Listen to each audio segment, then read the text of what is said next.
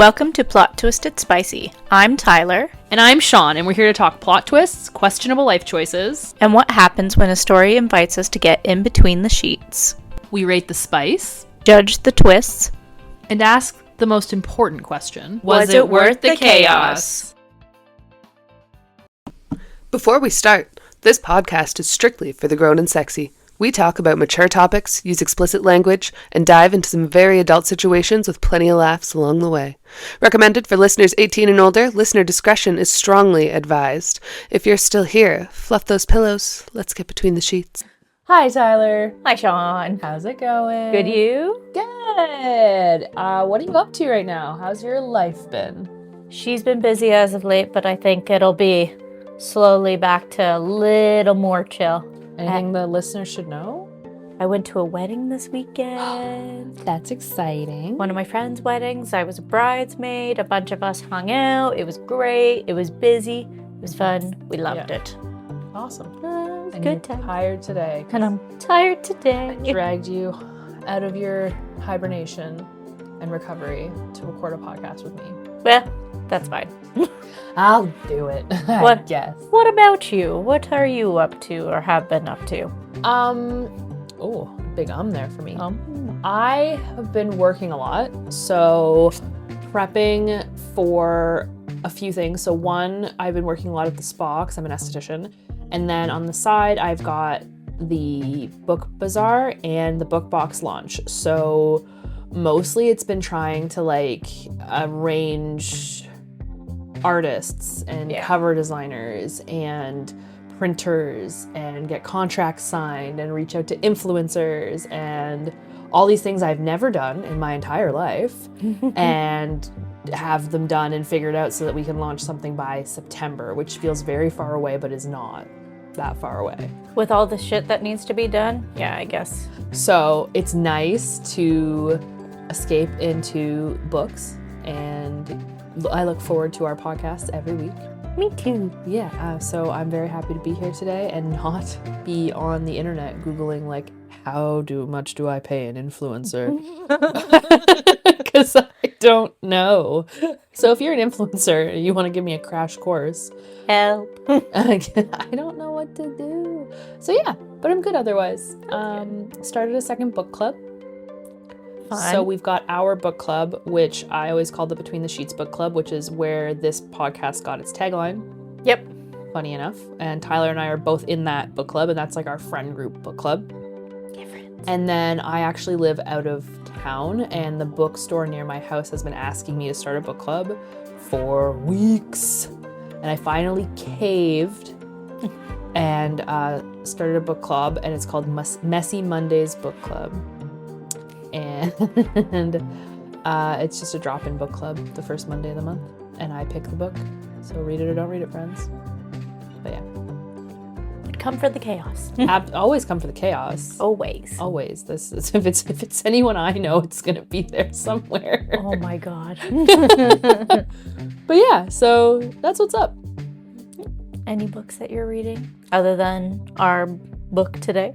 Yes, so I am reading A Grave Roast by A.N. Sage. I'm about 90% of the way through it, and it is a unique read for me because it's a fantasy cozy mystery, and I don't read a ton of those, so it's very interesting. It's really good. It's very cute. I'm a big fan. I'm reading Shadows Within by Cassie Vincent, and that is my Messy Monday book club book. But also I just love Cassie, and I was so excited to start her book that I had to make it the book club book because I was like, I need to read this book yesterday. Fun fact to anyone who is interested in a dark romance book, Shadows Within is in a series, and book 2 is coming out in a month. I think less than. So shout out Cassie, your book 2 is coming. I'm very excited about it. And if you follow Cassie Vincent on Instagram, she just revealed her new cover, and it looks so good. Exciting. I know, it looks so good. And I'm going to now start our other book club book, which is Seas of something. What is it? Sea of Ruin. Sea of Ruin. I'm starting that tomorrow. Yes. And I have not started it at all. So nope, I'm starting it tomorrow while I paint nails. Perfect. You have the whole day to paint nails and listen to a book. Yeah, that that's sounds like exactly, a great day. I know. So I make reusable press-on nails for those of you listening. And when I'm painting, I used to watch TV shows. And tomorrow I'm going to pick a book instead, which is crazy because there's a new season of Tournament of Champions. And I'm not even going to turn it on because I've got things to listen to. So shit to do. Me and Guy Fieri are just going to have to be on the outs a little longer. Oh, it's such a good show. I don't watch a lot of TV, but a cooking show can really reel me in. It's a good time. Yeah. It's a vibe. What about you? What are you reading? What's up? Honestly, this month has been a slow month for me. I think just because of like... Oh yeah, you had the wedding to prep for. Yeah, just because of like the wedding and stuff like that. So I'm only, other than our podcast book, I'm listening to our book club book still. Okay. And I'm usually done by now, but I think it's just because I just haven't had time. Yeah, you've been busy. We should do a wrap-up segment at some point, like at the end of each month. Yeah. It would be fun to like see like your top, your worst, like kind of everything. I'd like to Top do that. 3, bottom 3. I'd love deal. to hear about everything you read that we didn't read together. We could do that. Yeah, that would be fun. Planner. I would like that. I would listen to something like that too. Sounds good. I listen to all our podcasts. So do I. Like a little fangirl. I'm like, it's me. I'm on TV, Mom. I listen. I think I've told you before. I listen on the Apple Podcast because I have Apple. I listen on the Spotify because I have Spotify. And then as soon as I'm done doing like the YouTube video and stuff like that, I put it on YouTube and then I go on my other account and listen to it on there too. That's hilarious. I'm just like, I know exactly what happens in our podcast episodes by the end of it. You really listen to them. I listen to them to edit. Yeah. And I listen to it after I've edited it because I find it sounds different on my computer than through Spotify. Yeah. So I like to listen to it on Spotify to adjust for next time, like if I need to make changes. Oh, that's I'm also perfect. still learning. Learning the edit. I'm a new editor. Anyway, well, sounds good. Yeah. So not too many books. Is there anything you're looking forward to reading that's not like a mandatory read?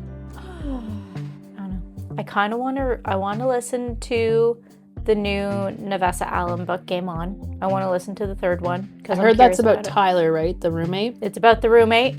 And like, as much as people hate him, you got to respect him for how good of a friend he is too. Yeah. Excuse me. I didn't read book 2, but I've heard that book 3 is interesting because it's like a revenge story for him. Yeah, I heard something about that. Not the vibe I got from him in book 1. Nope. Not even a little bit. I am intrigued by that. That is way down on my TBR. That's like not even close. I think just because like I read both of them like super like more recently that I'm like, oh, I read it just in time for the sequel to come out, so I want to read that. Fresh in your mind too. And eventually, I want to get to The Heart Queen. I need to read it because I've had it for so long and I haven't even started it yet. This is my book. I annotated it, and she hasn't even cracked it. My beautiful, beautiful book. It's okay. It was from Book Outlet. I read it 3 times. Like, I read the other one. You read the other ones really quick. I'm not in a rush. I know where it is. I see you every week. Yep. You know where it is. I get to come sit here every week and look at my book on your shelf and go, oh, a little bit of me. A little bit of me always with you. Don't forget about me. I also want to read City of Beasts. I see that on your shelf. Yeah. Her second one came out as well. So the sequel to that book is out now. But I haven't even read the first one. So yeah, I want to read that one. As much as Kelly said she didn't like it, I do want to read Between Two Kings, the sequel to Kiss of the Basilisk. I am curious about it. I think I'd have to listen to the audiobook of that one. Fair. And then I want to read my other Stephen King book. This is another short stories that I have here, different seasons, and it has like Shawshank Redemption and popular stories in there. Cool. Okay, you got a lot coming up. Yep. There you go. Here's hoping. I just need to make the time, which I think I'll be able to make. I think you can make that happen. No, you don't have any weddings coming up, right? Nope. There you go. Not till September. What? Really? Because Yep. last year, didn't you have like a million weddings? I had my cousins last year. My cousins last year, and then we have 3 this You year. know what that means? You're slowing down on weddings. That means you got to get married. Right? Nah. I just really want to go to a wedding. And I'm your hope, eh? I'll be involved any way you need me. You are my hope. All my friends are married, except you. Just me. Well, I guess Elizabeth's not married yet, but she's not even close to a wedding. No, fair enough. Maybe Brandy will get married. I can just get myself invited. Hey, Brandy, you know what you need? Me. Me at your wedding. I love love. It's so fun. I love love. You never have a bad time at a wedding. That's for sure. Yeah, very rare. Unless it's like an Italian wedding with feuds, which I haven't been to, so. I'm just saying, I feel like they exist. Oh, yeah. But I used to work at a resort, so I did tons of weddings, and I cannot remember a fallout at a wedding. I've been to and worked at 40 plus weddings. Yeah. I've only ever been to one wedding where it ended in a fight. Was it between the bride and groom? It was between the bride and the groom's family. Oh dear. Well, Leslie wasn't her husband. Yeah. The husband was on her side, so it was... Well, that's good. It was fine. United front. I was just like, ooh. Awkward, yeah. But yeah, only one. Every other wedding has been great. Oh, I do love a wedding. I even love the drama at a wedding. Yeah. It'd be fine. I'd be into it. I'd be getting my popcorn. It's not my feud. Minimal drama. Exactly. Lordy be. Alrighty. So for today, I have a little thing for us before we get started on our book review. Okay. I found it online. I'm intrigued. It's not a quiz. For those of you who don't know, if you go to our last episode, I found a bookish BuzzFeed quiz that I made Tyler do. Yeah. I found a bunch of rounds of Would You Rather. I love these games. And this one is specifically book related. It's not two specific books, although I want to make one where it's characters from different books. Oh. I want to do that at one point. You're very good at making games. I feel like you do a good job.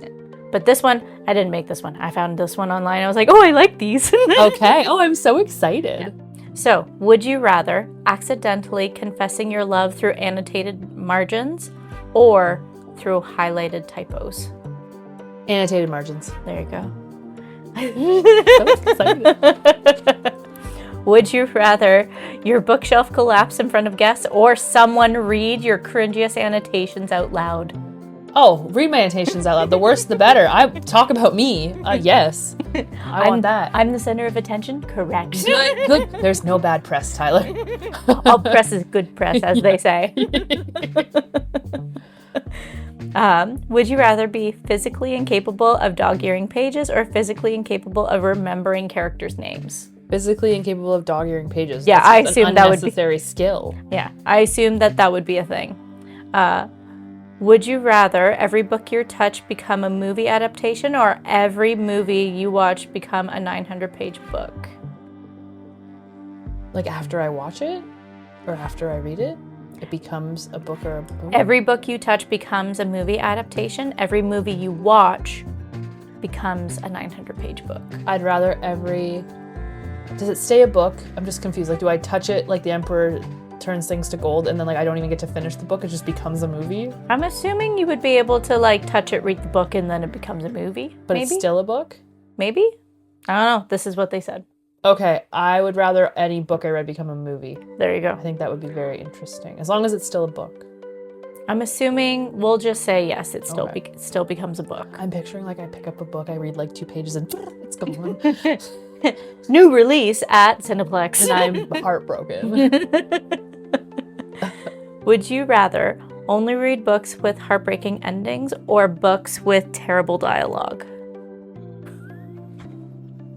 Heartbreaking endings. I don't think I can handle any more terrible I wouldn't be able to read anymore. I'd have to give up reading.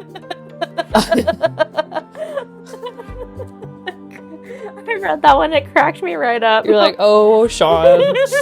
Yeah, no. Absolutely not. Absolutely not. Would you rather fight one angry goose-sized librarian or 10 duck-sized authors? One goose-sized librarian seems far less intimidating. I don't want to fight any authors. Duck-sized authors. Oh my God. It's a pretty cute duck. That'd be pretty cute. Wah, wah. I want to keep them, have them Dewey Decimal my library. Put little hats on them. Oh, the cutest little librarian. You'd be like, give me the ducks. Would you rather your TBR pile become sentient or your bookmarks start judging your reading speed? Oh.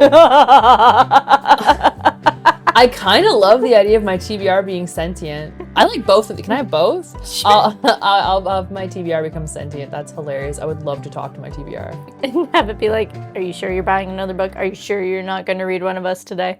Like, but don't you think you need a friend? You need more friends. No, we don't. Apparently my TBR is cranky. Yep, probably. She waiting. She's never not growing. She's never not growing. She's always growing. I accidentally bought 2 of one book on my last book outlet order, so now I have to like gift it to someone or put it in like a goodie bag. I don't know what. I have 2 of one though. Whoops. Anyway, sorry. Continue. Shit happens. I've done that before. Oh, so silly. Oh my god. Would you rather sneeze every time a plot twist happens or cry every time 2 characters hold hands? Sneeze. When I cry, it takes forever for my skin color to like return to normal. Yeah. Like my whole face becomes splotchy and red. It takes hours. At least if I sneeze, like worst that happens is I pee a little. Oh my god. That's fair.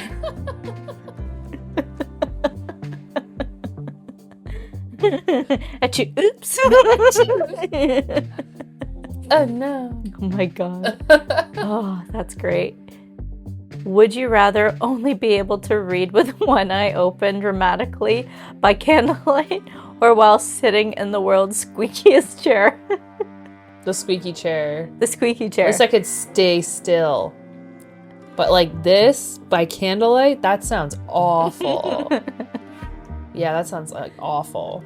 My poor eyes. Well, that's the thing. Most of the time when you're reading, you're by yourself too, so you're like, ear, ear. Yeah, I couldn't It's care fine. less, yeah. I already have squeaky furniture. Meh. Good in the head. Would you would you would you rather lend out books that never come back or get books back folded, cracked, and coffee stained? Can I ask a question? Sure. Are they my annotated books or just any book I loan out? So is it just says books? Because if I never get them back and I annotated them, that's devastating. But would you rather you not Them get be them back or get them back ruined. broken? I like broken. I got $1. I can't afford to replace all my books. We have to stop loaning them out. I guess not get them back at all. Because then you'll know they'll be in decent condition. Yeah, the caveat is I would rather get my annotated book backs damaged than not at all. Fair. But if that is not part of it at all, then I would rather just not get it back. There. Like, I don't care. If you ruin my book, I would rather get a new book. Rather get a new book. That's fair. But I can't replace my annotated books. So it's like, just give me my destroyed book back. There's always like people that fix books and stuff like that. Yeah, right? You could Like, figure whatever, that I'll out. fix it myself. Do it. Scotch tape and a dream.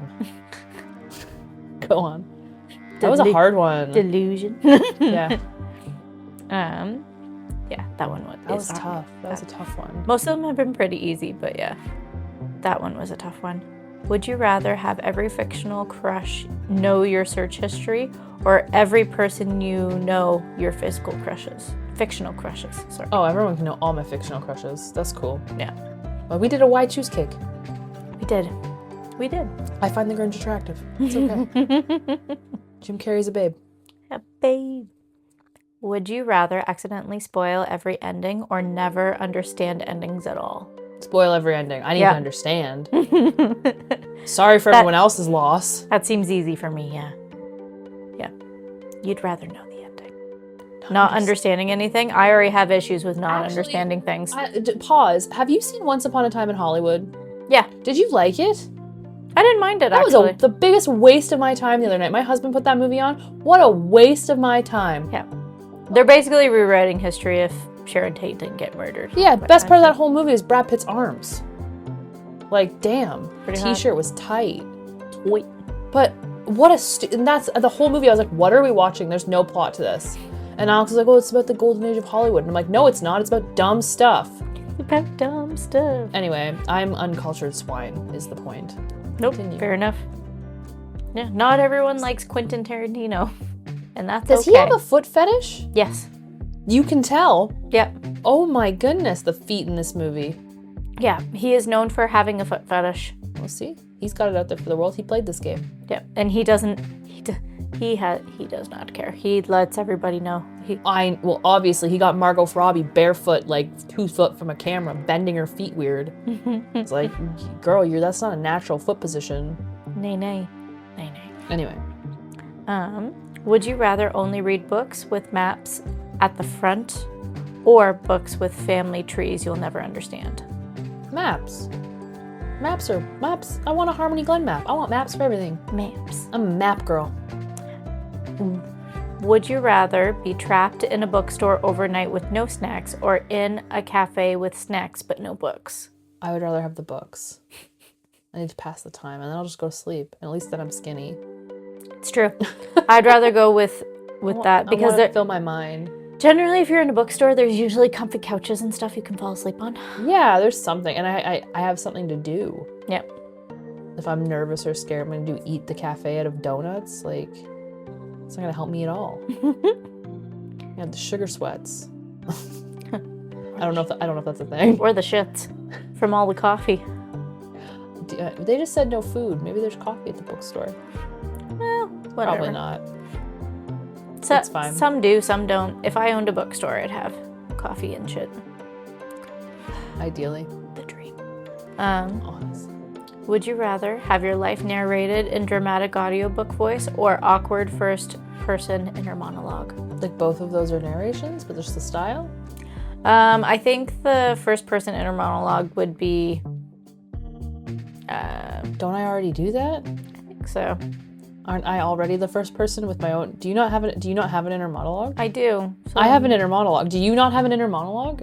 Are there people without inner monologues? I think there are people that actually don't have inner monologues, and those people are known to be... Apparently, those people are normal. But I find more people that not have the inner monologue. Okay, well, we have the answer. We already have it. Perfect. We're living with it daily. Would you rather only read tiny paperback print forever, or carry giant hardcovers everywhere? Tiny paperbacks. Yeah. Always tiny paperbacks. Yeah, way easier. Would you rather every slow burn take 12 bucks, or every romance happen in 3 pages? That's such a 12 books is so many books. 12 books slow burn, or every romance in 3 pages? I can just switch genres.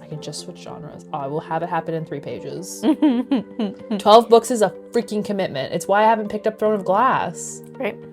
It's a long series. You know what? I was thinking about reading that book, but live streaming my react. Just reading them only on live stream. That would be funny. Just to react. Because I've never read them and people hype the crap out of them. Yeah. You should do that for ACOTAR. The fact that you haven't read ACOTAR is wild. You would become an instant phenomenon. Reading A Court of Thorns and Roses for the first time. Oh. And reacting. I'm telling you tell her that it's a bad idea. It's a great idea. It's a bad idea, but great. Yeah. Oh my god. Yeah. I want to read it eventually. I just haven't gotten around to it. Ever. But you're one of the few people in our age group that haven't. I know. Which is very rare these days, so that's why. Well, that's kind of the reaction I always get is if I talk to girlies that read and they talk about books and stuff like that, and and almost all of them get on a whole rant about ACOTAR, and they're just like, "Oh, what are your thoughts?" I was like, "Don't know, haven't read it," and they're like, "Yeah, they're broken. We're all broken. We're all linked by this one book series," and you're like, "Just living my life over here, living my life." Yeah. Look at me go. You are doing great. Look at how far I've gone. Nowhere. Well, I disagree from the books we read. They're clearly deep, emotional commitments. We do great. I agree. We do great. Would you rather meet your favorite author and say something embarrassing, or meet your favorite character and say something worse? I think I'd rather meet my favorite author. I don't know if I want to meet a favorite character because most of them are like the MMCs, and I'm a married woman.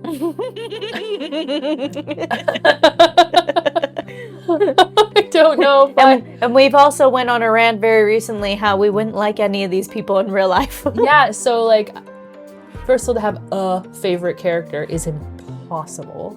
Favorite Like character. a single favorite character. No. No. But yeah, it would be easier on my life to meet the author and say something embarrassing. Yeah. I embarrass myself all the time. Every single minute of the day. Yeah. I see no difference there, to be 100% honest. I walk through this life saying the incorrect thing at most. I bang my head on stuff. Continue. Would you rather cry in public over fictional people weekly, or defend your favorite morally questionable character for the rest of your life? The second one. Obvi. I will defend all of my favorite characters till the day I die with bated breath. To the day I die. All right, last one. Would you rather alphabetize your shelves forever, or organize them by vibes and never find them again? Never find them again. Yeah. No, first one. So you would just be organizing shelves forever? Alphabetizing them?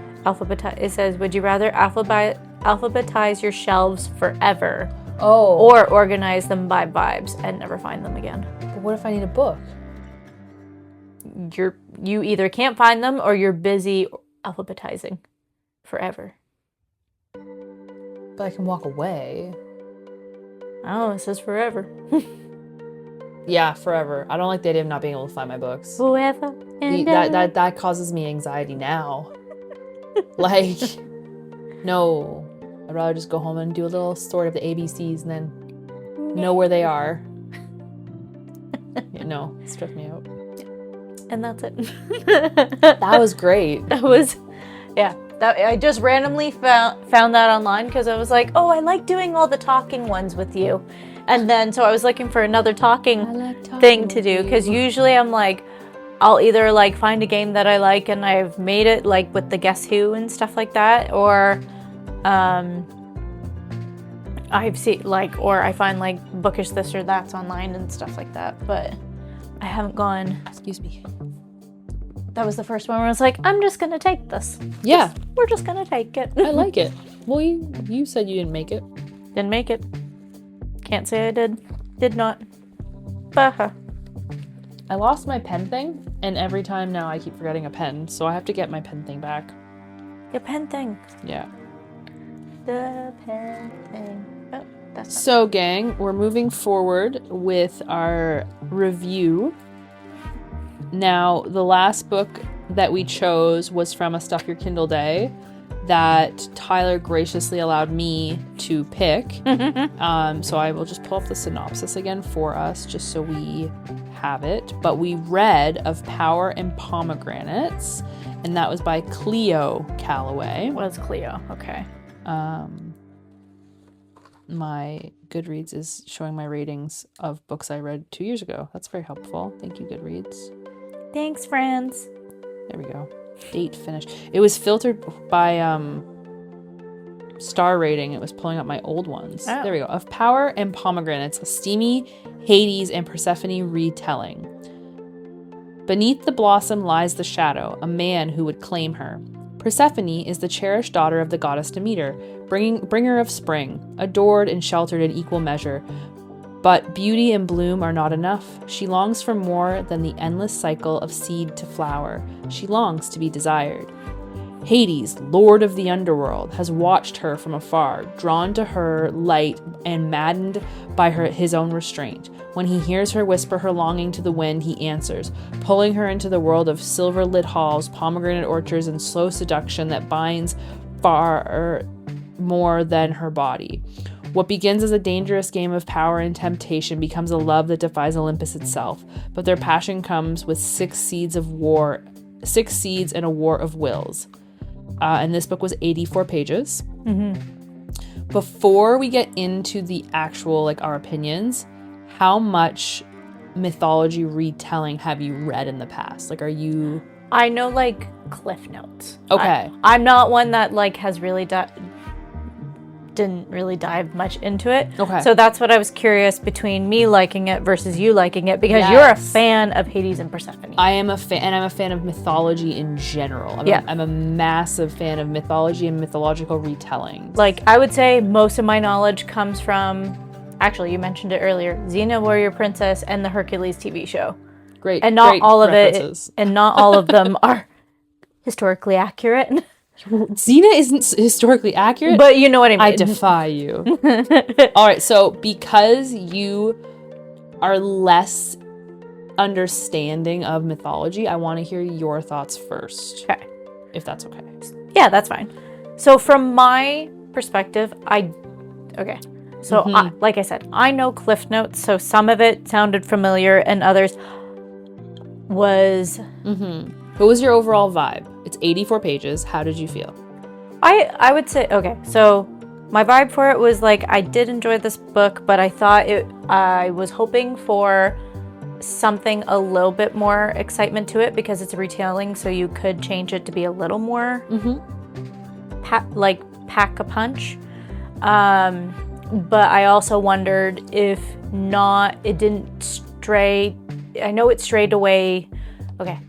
I know that some changes were made to the story based on what I know. Okay. But I didn't know if they just didn't want to strain too far away because they wanted to kind of stay true to it, so they didn't change too much about it. Okay. So, but my understanding of the original story is a little bit more forceful than what this is, because this has a lot of consent in it. And like, this is her decision and all this kind of stuff, whereas I thought that it was almost against her will and she was tricked a lot, but I don't know. Okay. So what did you rate it? So I rated it, I did rate it a 3.75 because I did... Can you remind me what your 3.75 is in your little star rating? My little star rating? Yeah. It's in between... Oh, you don't have like a just definition for that one? Yeah, that one is an in between. So the 3.5 has cute moments, not bad, but also wouldn't recommend to everybody. And then 4 is that I loved the book. Okay. Which so you liked it. I liked the story, but like I said, I felt like it could have just had more. Okay. In my personal opinion. Well, it was 84 pages, so it definitely could have had more. But you know what I mean. Yeah, for sure. Did you give it a pepper rating? I did. Okay. My pepper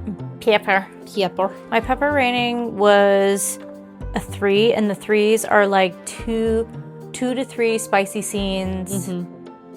Has a little bit of detail. Okay. Yeah. All right.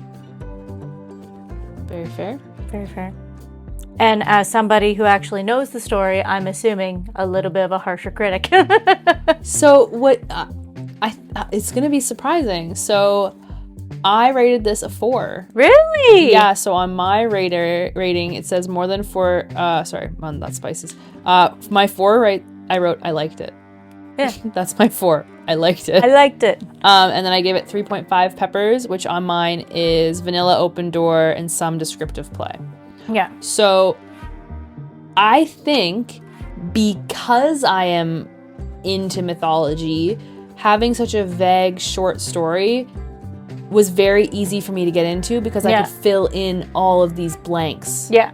I was able to kind of just like, it's almost like when you read the books and go to the movie, but your friend didn't read the books. Fair. So your friend is like, I feel like I'm missing something. And you're like, no, it's all good. This totally was a part of it.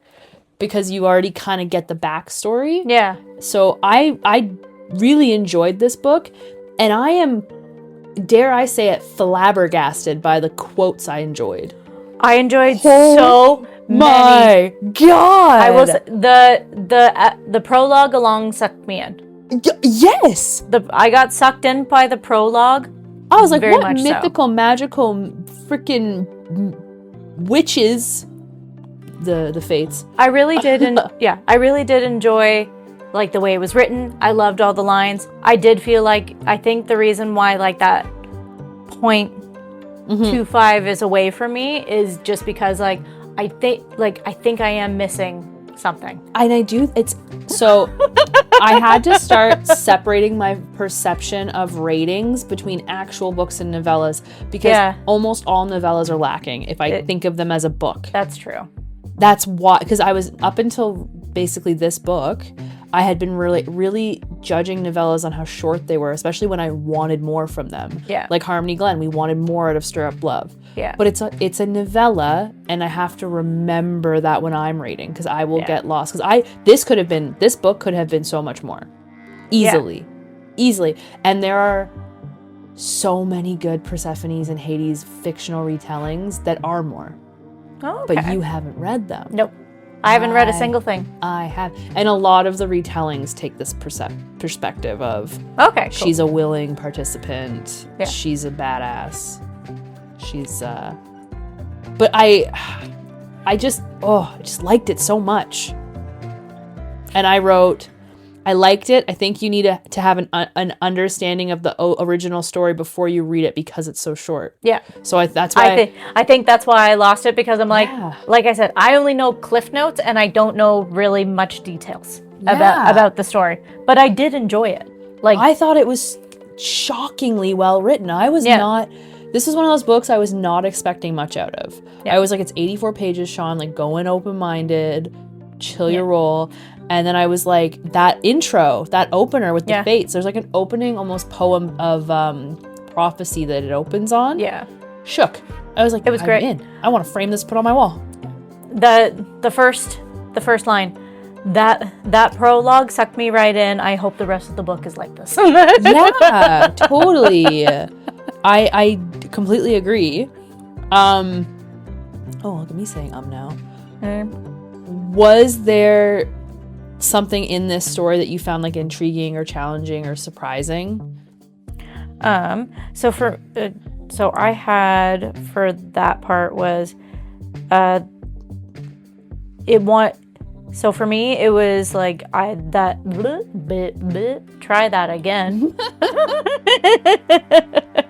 My brain and my mouth are not connecting. That's okay. So for me, it was, I really did enjoy the retelling, and I want to go into more of the original material so that I can understand it better.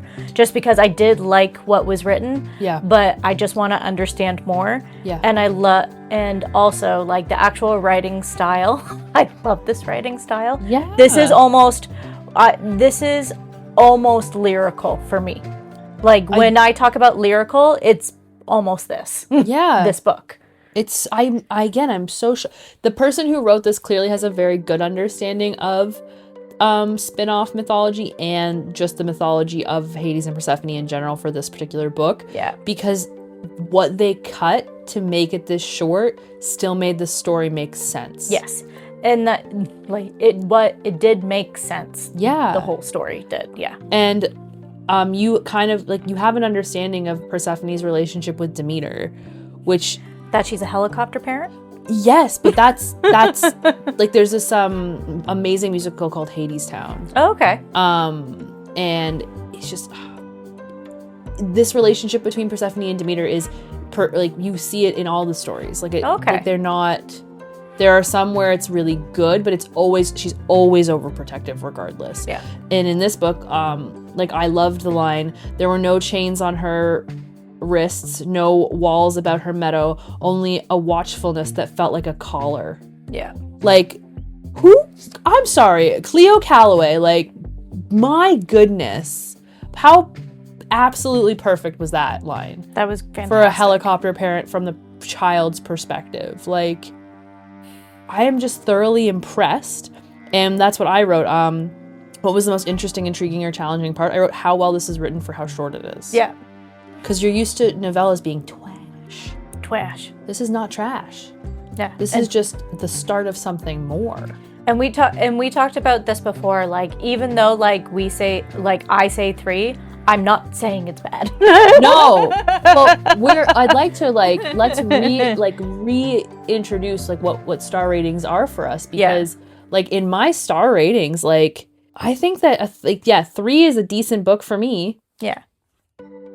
And then it get like anything under a 2.5 is when things are bad for me, but a 3 is a good medium book. Yeah. When I say for the, like, when I describe the 3.5 is like, wouldn't recommend it to everybody. It's more so like specific. I would recommend it to specific people that I know would like the book. Yeah. And then 4 is I loved it, and then somewhere in the middle is kind of a mixture of. And 5 is like, I'm telling everyone it's my whole personality. It's my personality. Like, which I thought was funny because when you told me about your 5 was a whole personality, I had already written that down. I was like, oh, thank God, we're on the same page there. Oh, I love that. That's hilarious. We should go over our star ratings at some point just to like compare. But I also didn't do 0.25s or 0.75s in mine either, I don't think. Yeah. So I did like 0.5, 1, 1.5. Like, yeah, I only have real descriptors of like the wholes and the halves, and then the 2.5s and the 0.75s are just like somewhere in between that I just like, I'm not 100% one or the other, but it's like somewhere in the mixture. Okay, cool. Well, there you go.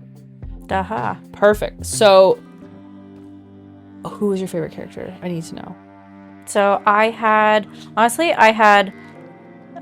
Sharon? Yeah, Charon, that one. The guy, the fairy guy. Like I said, I don't know how to pronounce anyone's names. Did you not read Blood of Hercules? No. Oh, you don't read any mythology? Nope. Also, I was told it wasn't accurate. It's not. So Blood of Hercules is not accurate at all, but I still like it because I think that as a fiction writer, you should be allowed to change things. Yeah. But Heron, he is one of the MMCs in it. Yeah. So I had Karen because I was like, what a good lad pretending that nothing was happening on the ferry. What a great boy. What a and good then boy. Also I said Cerberus. The dog. I was like, big 3-headed floof. Yeah, Fluffy. Hagrid's pup. Yep. He's just following his dad around like, you like her, I know. her. I was just those were the two that stood out to me the most for like people that like I just thoroughly enjoyed. I did like the 2 main characters too, but I was looking for other people to like as well because I can't always just like the 2 main characters. Sometimes a good side character is it carries the story too sometimes. True that. But Heron really did his part as the ferryman of the underworld. He did his due. He sure did. That's so funny. I wasn't expecting you to say that. That's so funny. What did you think of the underworld, him moving everything around so that she couldn't not that she couldn't find her way out, that everything led back to him? I thought that I actually quite enjoyed it. I really enjoyed it. Yeah. Because at first, because I had it in here where it was just like, the castle is like a living maze and it's just sending her to where he wants her to go. Because it kind of seems like, oh, she's not able to get out. It's like, oh, that's not what it's trying to do. She can get out. She can, but it constantly puts her to him. And I actually really enjoyed that. I'm like, I thought that was weirdly adorable. I was like, oh, hi, thinking of me? Hello, darling. So I read Lore Olympus, and this gave me Lore Olympus is a comic, and it's a Hades and Persephone's comic, and it's beautiful. I think you showed it to me. Yeah, it's like the most pretty comic I've ever seen. I think they're turning it into a TV series. Oh, that'd be cool. And this gives me that vibe. Oh, that's cool. The vibe. There's no smut in it yet. I'm like I think I'm on book 8 and there's still nothing like spicy in it. That's fine. But it's sweet and silly and like the yearn from Hades, the immediate possessive like oh, it's so good.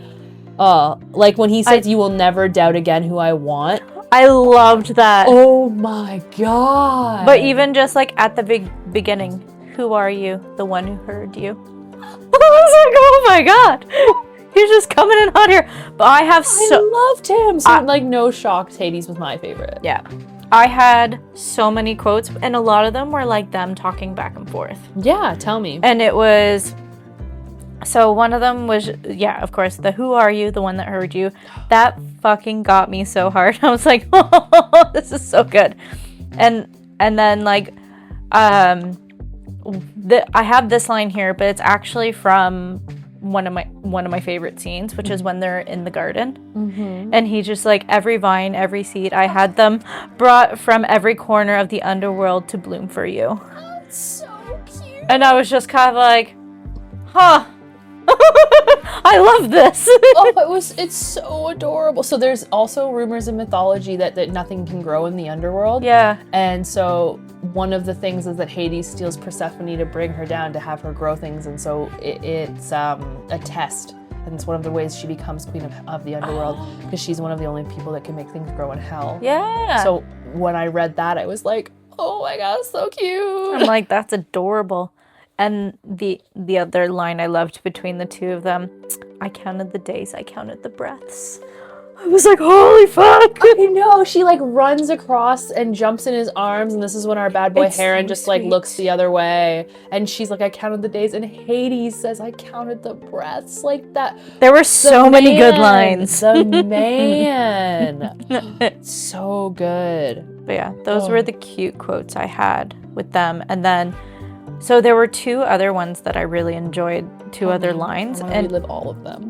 But this one was just kind of like, the hand that coaxes life from the earth, and the will that commands the shadows, when she was talking to her mom. Mm-hmm. And then also the other one, I didn't actually write it down for some reason, but when she was just like, this is not a loss, that I'm still your daughter, but I'm also his wife and queen. I can't remember the actual line, because I honestly thought I wrote it down, and I didn't, and I just didn't go back to go looking for it. Yeah. But like, it's stuck in my head, that like whole part where she's just like, yeah, like, I'm still your daughter, but also I'm my own person too, basically. And you can't keep me the way that you have been. Yeah. And I was just like, oh, that's so good. The Olympian meeting was the only part of the story that I felt like needed expanding on. Like, it worked for what it was, but there's just so many characters in depth. And keep in mind, this is actually part of a series. I saw that it was a series, and I was just kind of like, oh, I kind of want to read the rest. I think I will as well, because I think that maybe it will expand throughout each one a little bit more, almost like it's one big book, but each chapter is a different kind of set of different books. It's almost each chapter is a different couple. Mm-hmm. So there is like that, because I do feel like, although it wraps up well, her and Demeter's friction could have been expanded on. I felt like there was going to be more, not friction, but like I thought there were like fallout. Yeah, more of a fallout or something between them, something a little bit more dramatic than what actually happened. And it was fun, like I said, it was good. They kind of glaze over the fact that Demeter's like not letting anything grow. Yeah. She was like, oh, my daughter's gone, humans be dying. Yeah. And that's what they said. They did kind of say that, and then when I looked into it more, I was like, oh, like this was a big deal. So, yeah, it is a big deal. Because they kind of said it was happening, but they didn't like emphasize how big of a deal it was. Mm-hmm. But also the focus, 80 something pages, the focus was on the love story. Yeah, which for 80 something pages, like, she really described everything nearby. Yep. The sconces and the rich, heavy pomegranate fruits, which they're just ripping open with their bare hands. Have you ever opened a pomegranate? Not with my hands. No, it's very difficult to open one. Also, I did wrote down in one of my notes, take a shot every time they say pomegranate. Oh, we would be hammered. Although it would be fun for us to pick a novella and do like a reading marathon, like together. I think that would be a lot of fun. Yeah, to be honest. I would be super down for that, and just like, I'd be like, what page are you on? Like, we're having podcast readathon. Honestly, we could live stream it on Twitch. There you go. But I think that would be hilarious. I would like that. In that like middle zone, I did love when, so this is Hades who says this, you taste like everything I was never meant to have. Sweet, forbidden, mine. First of all, I love when a man says mine. Yeah. Give me a growl too. But everything I was never meant to have. And Hades would growl. Remember earlier or yesterday or whatever we were recording, we were talking about writing yearn? Yep, that's yearn. Oh, I felt the yearn in this one. I felt the genuine obsessive longing for her. Yeah. Everything he said was like so, Well, that's the thing. The Good. beginning of the book, she's walking through life, and she's like, I crave more in life, and he's watching her, being like, He's like, I got more. and it's like, I will. I am the more. Yeah. But just like watching her, and it's just kind of like you can tell he was already like in love with her from that. Yeah, part he alone. loved her from afar, which honestly added to the pomegranate scene for me. Mm-hmm. So when she, so there's a labyrinth in hell that he's brought her down, and she basically, anytime she goes around, she can explore for hours. Yeah. And she ends up getting pulled back to him, right? But she can leave. Yeah. So at one point in the book, she leaves, and he thinks she's fleeing, and he experienced like instantaneous heartbreak.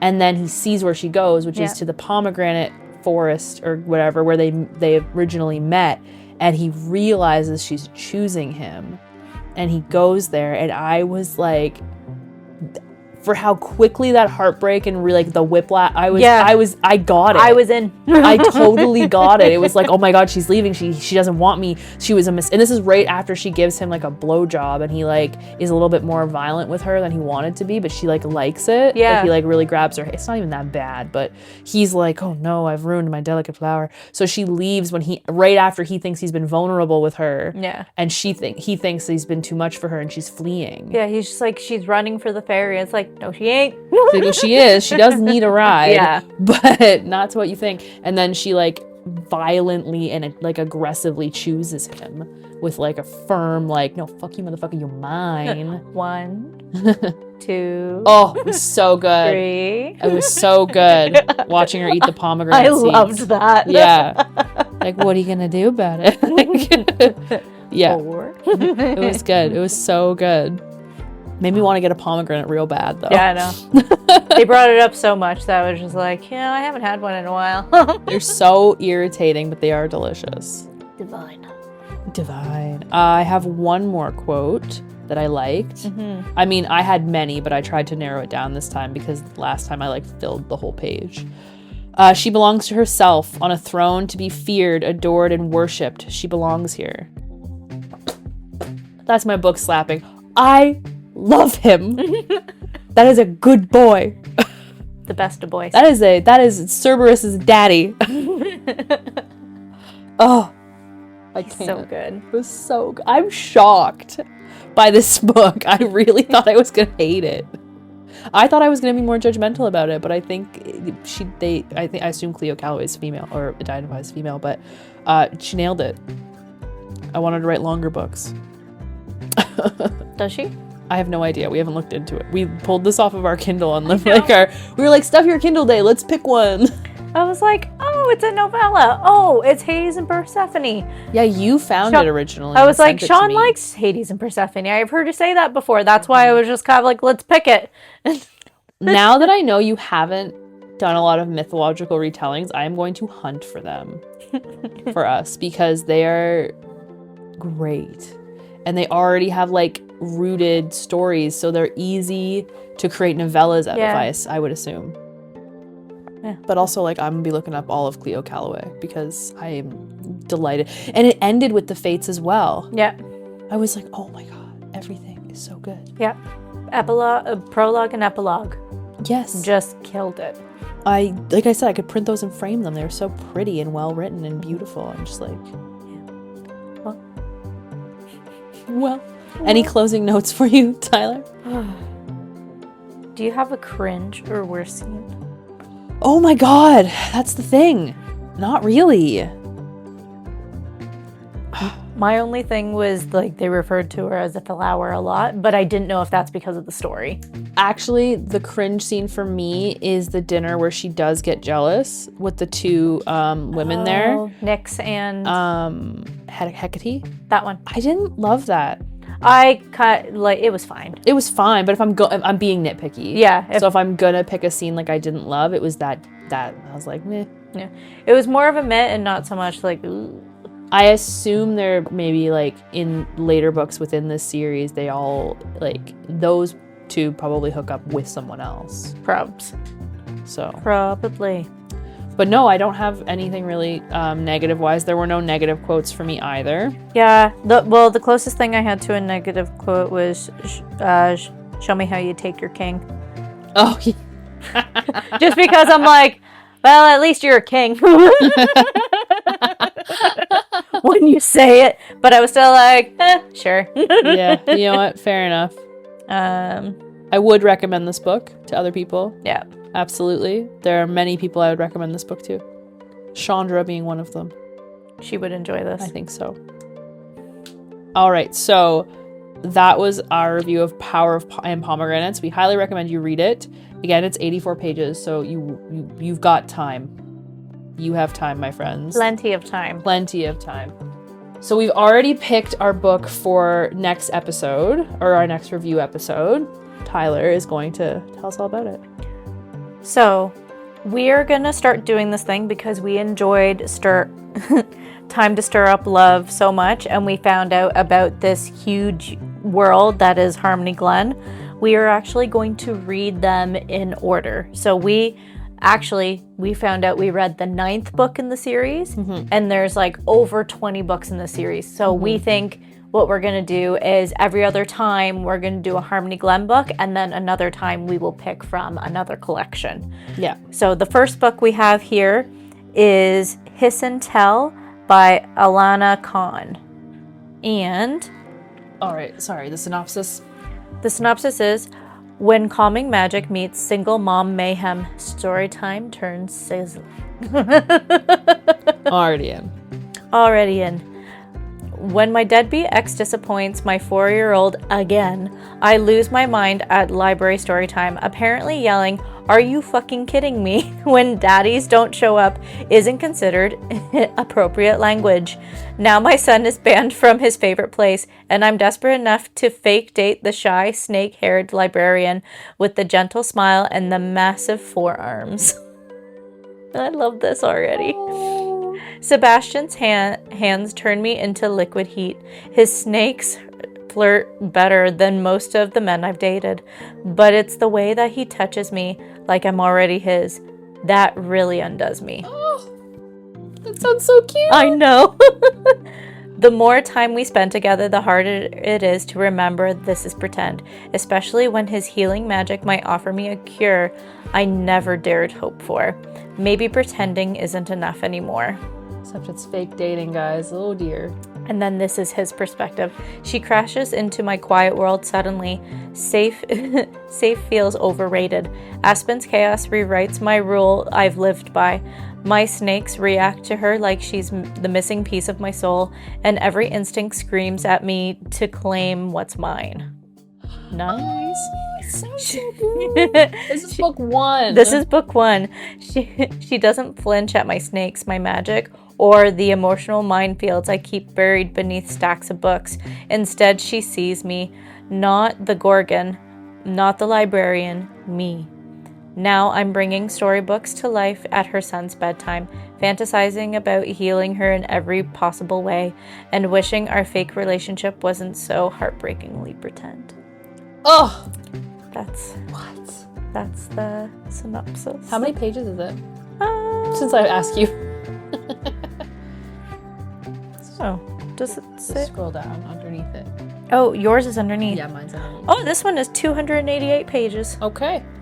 Cool. So it's much longer than Stir Up Love was. Yeah, Stir Up Love was 100 and something. 84, I think. 180 Yeah. something. That makes sense. So yeah, this one is 288. So it's got 100 extra pages. We got some reading to do. Oh my Nice. god, that sounds adorable. I love it. This is one of the authors I haven't gotten to answer me about sending me...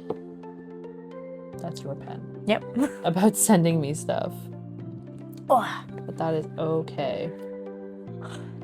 So this week we did our original traditional review style. Yes. We're going to try something different next episode for Hiss and Tell, and we're going to attempt to do our review in a 3-part segment where we review the beginning, middle, and end of the book. yes. We're still going to keep our quotes because I love doing the favorite quotes. I love doing the quotes. And we're still going to keep like worst cringe scene or not, I think, right? Yeah. So we're going to separate the book a little bit differently, different format, but we're still going to keep our favorite parts that we've been doing in general as well. Yep. Outside of that, you can get Hiss and Tell on Kindle Unlimited. I believe you can order the physical copy on Amazon or, wherever you find it, let us know. Woohoo! Thank you guys. See you next week. Bye! And that's today's episode of Plot Twisted Spicy. Where a short book once again caused long conversations. If you love this novella, Or if you're still processing what just happened between the sheets, make sure you follow, rate, and leave us a review. because your validation fuels our chaos. We'll be back with another fast read. And absolutely unhinged opinions. Until next time, stay spicy.